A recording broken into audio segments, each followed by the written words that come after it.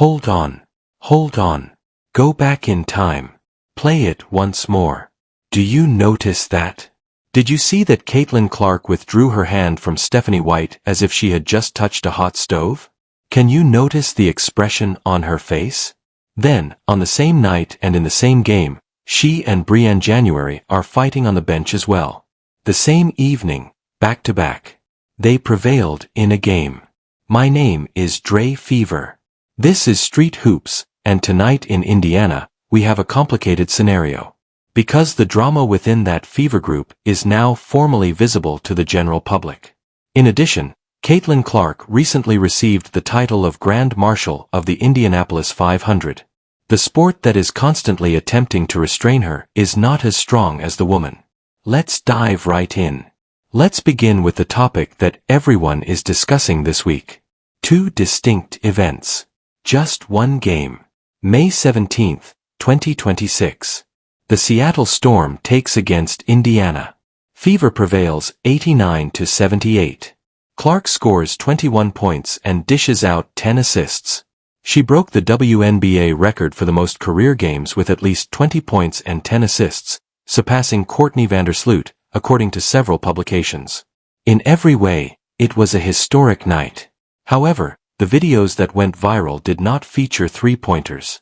They were of altercations on the sidelines. First, Stephanie White's hand was torn away by Caitlin Clark. Not a soft tug. Not a hey, I'd rather not be touched. A complete rip. Several sports reporters covering the game and fan footage both claim that Clark abruptly withdrew her hand. Clark was obviously done with the exchange, and White responded with an obvious hey. Completed. Over it. This body language is not unclear. You're not reading too much into this. This elite athlete is making it very evident with her entire body that she does not want to be grabbed. The Brianne January scenario then arises later in that same game. According to reports, January was guiding Clark through a defensive sequence during an altercation on the bench. The argument intensified to the point where Clark got up and moved to a different seat since he clearly disagreed and reacted passionately. In the midst of a victory, she moved seats and people. That's a claim. Here's what I want to talk about directly because some people are going to leave comments claiming that coaches frequently take players. It's not a major issue. It's just basketball competitions.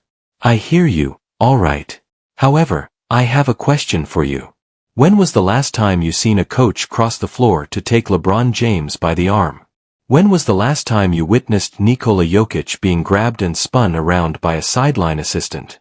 When was the last time Giannis had to yank his hand away from a bench member? Since I've been watching basketball for a long time, I can't remember ever seeing it with the elite players in this league, the men's league, or any other league of this caliber. The world's top athletes, those who fill stadiums, sell tickets, and have their names on the jerseys that people purchase, all receive different treatment. They are given room. They are treated with respect commensurate with their standing. The contrary is what I continue to observe with Caitlin Clark. Reports indicate that this is not the first instance of this type. Reporters covering the squad have reported that there are numerous recorded instances of Clark being physically diverted, grabbed, or accosted on the sidelines in ways that she obviously does not like. We witnessed it when, while Clark was energizing the audience, a coach stalked across the court and confronted her. Disagreements on the sidelines regarding defensive coverage and positioning demonstrated it. And now we have the hand-ripping incident in front of witnesses, allegedly including Kelly Krauskopf and Amber Cox, two Fever front office executives who were nearby at the time. These things are becoming more and more significant. They are not alone. They follow a pattern. Dre's personal viewpoint? This league has never seen a player of Caitlin Clark's caliber, a two-time All-Star, a record breaker, the person who brought 350,000 spectators to WNBA arenas, the person in charge of broadcast deals, retail revenue, and cultural significance. The organization, not the player, is at fault when a player physically escapes a coach's hold on a nationally televised sideline. Now, as Brianne January merits the complete context, let's discuss her in particular. January is more than just a haphazard hire. She has won the WNBA. She was once an All-Star. She is in charge of the Fever's defensive coaching duties, and by most accounts, she has a cordial relationship with Caitlin Clark.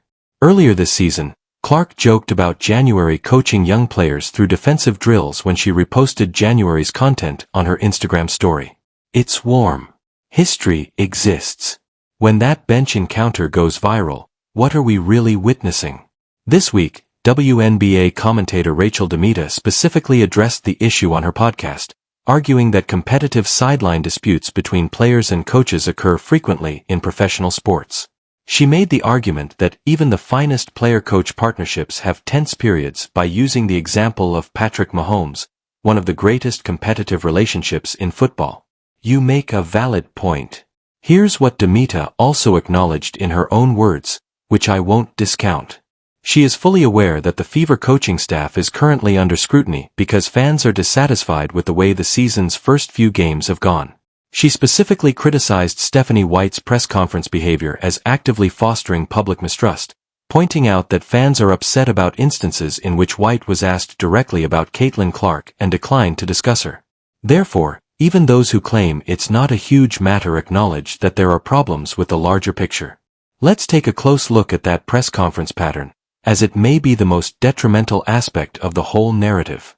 Indiana lost to the Washington Mystics in overtime last Friday, May 15, 104-102. Clark scored 32 points. In just the fourth quarter, she scored 17 of Indiana's 31 points.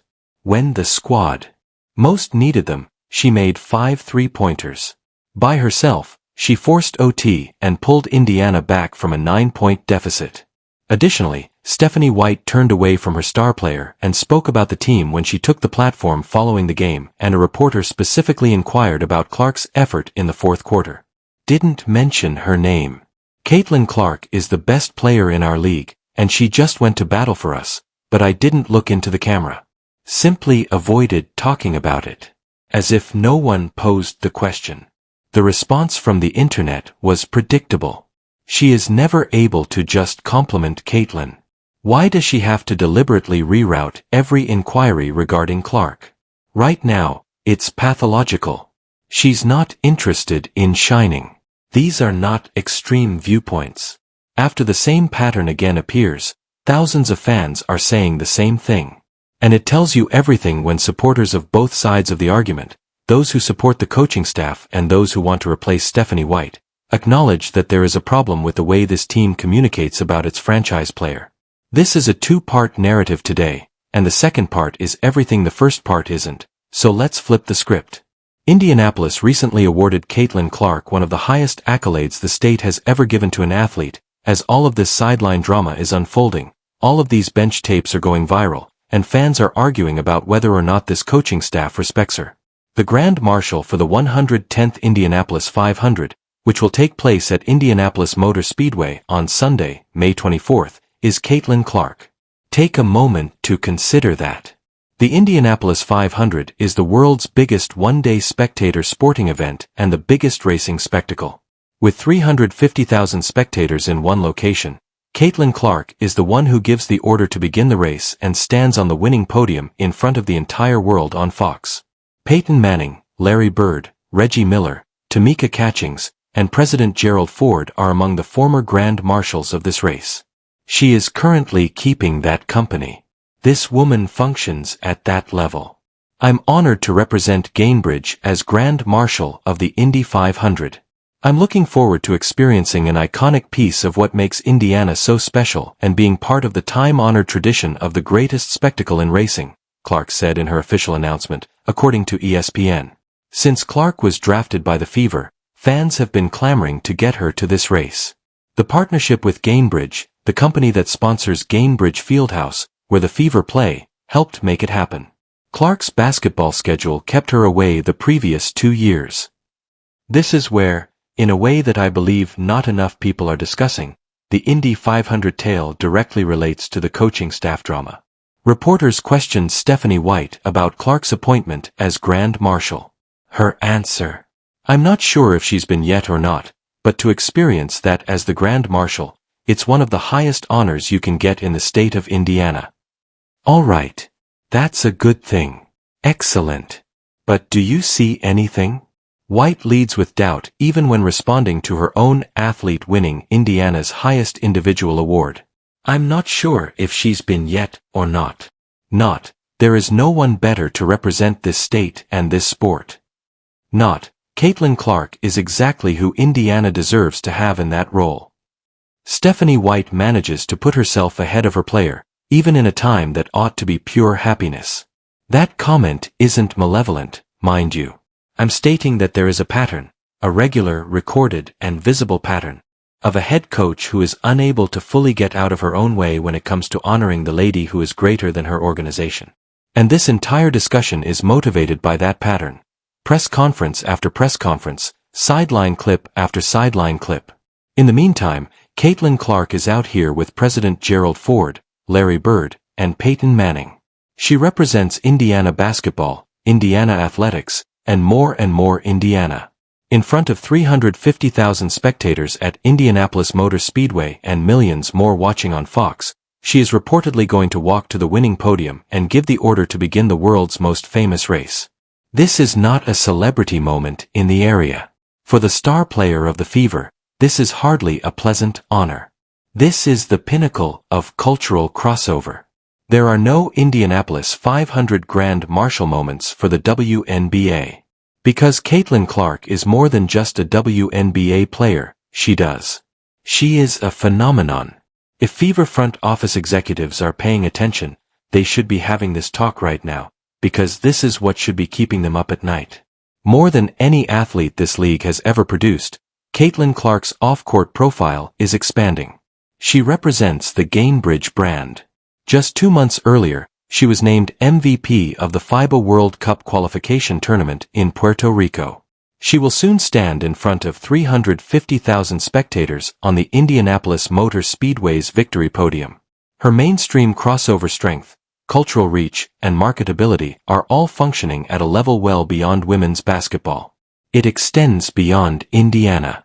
It extends far beyond the WNBA season. Nevertheless, she is tearing her hand away from her head coach on the sidelines while playing basketball for pay inside the building. When she and her defensive coordinator argue, she shifts to the bench. She is making light-hearted remarks at news conferences about how weary she is of answering the same questions. Every night, Caitlin Clark is supposed to perform in an environment that is drastically different from who she is to the public. This difference is unquestionably developing. And it's not a single viral video or poor press conference response that tells the story. Rather, it's that distance. The entire picture, the discrepancy between her identity and the way she is being handled. Now, as fairness is important on this channel, I shall reiterate this. In the history of the Indiana Fever, Stephanie White has won more games than any previous coach. For the majority of the previous season, she managed without Clark. She won the WNBA Coach of the Year award. She is a member of the Indiana Basketball Hall of Fame. She recently secured a position as assistant coach for Team USA for the September FIBA Women's World Cup in Berlin. That's not nothing at all. You shouldn't discount any of that. But this is the straightforward truth about Dre. It's one thing to be the greatest coach the Indiana Fever have ever had, but it's quite another to be Caitlin Clark's current coach. Whether they are willing to acknowledge it or not, the organization's response to that question is to see Clark yank her hand away in front of the front office on a nationally televised sideline. The announcement of the Indianapolis 500 Grand Marshal and the release of the sideline drama clips in the same week make an almost perfect metaphor. On the one hand, the entire state of Indiana, the racing industry, and the sports world are all asking, Caitlin Clark, come stand on our podium, represent everything great about this place, and be the face of the greatest spectacle in racing. However, following a 32.53 performance in a close overtime defeat, your coaching staff is unable to find a way to publicly praise her. It's a startling difference. The world recognizes her worth. The folks who work with her every day in the building appear to be the last to show it.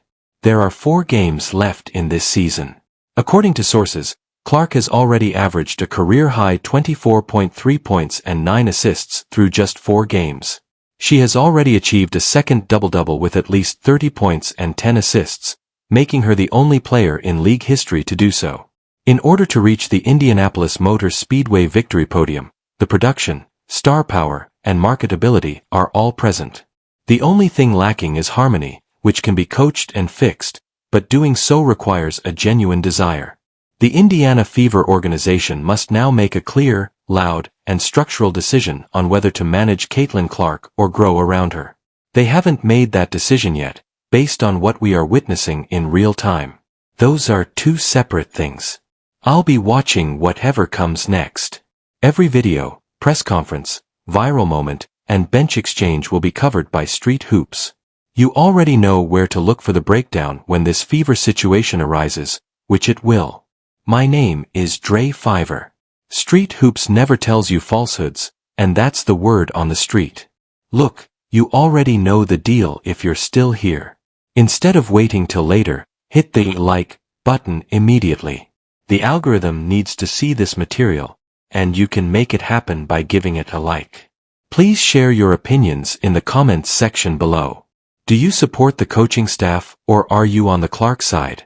Do you think the conversation is altered by this Indianapolis 500 moment, or is it negated by the commotion on the sidelines? I want your best insights, your unvarnished thoughts, and your genuine responses in the comments section.